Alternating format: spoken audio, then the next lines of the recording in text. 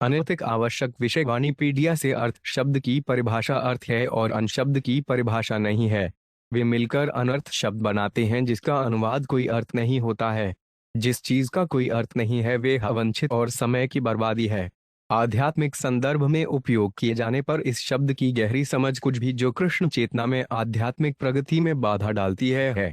श्रील प्रभुपाद अनर्थ को अवंछित चीजें के रूप में परिभाषित करते हैं।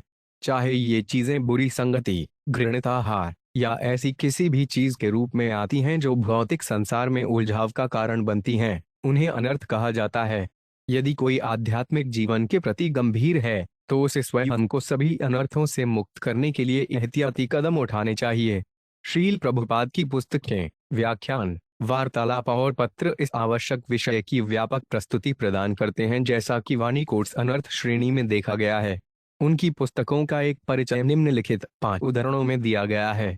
श्रील प्रभुपाद की पुस्तकों से उदाहरण अपने सबसे समृद्ध महानगर की सीमा पर पहुंचने पर, जिसे अनर्थस द्वारका के देश के रूप में जाना जाता है, भगवान ने अपना शुभ शंख बजाया, अपने आगमन की घोषणा की और जाहिर तौर पर निवासियों की निराशा को शांत किया।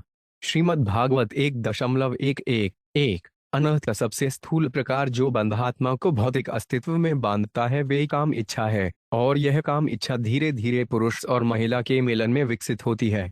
जब स्त्री पुरुष एक हो जाते हैं तो भवन, बच्चे, मित्र, रिश्तेदार और धन संपत्ति जमा होने से काम वासना और भी बढ़ जाती है।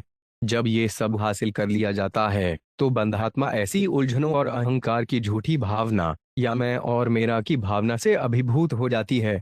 श्रीमद् भागवत 2.2:12 यदि कोई ईमानदार है तो उसे दीक्षा दी जाती है और इस चरण को भजन क्रिया कहा जाता है।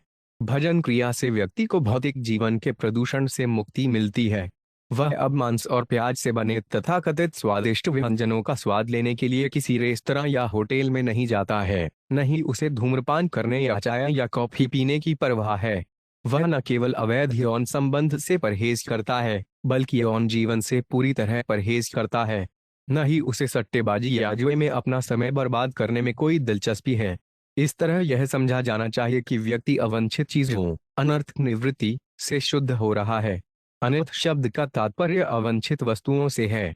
जब कोई कृष्ण चेतना आंदोलन से जुड़ जाता है तो अनर्थ नष्ट हो जाते हैं। निर्देश का अमृत, पाठ 7। अनर्थ, अवांछित चीजें एक शारीरिक जीवन से दूसरे में आती हैं।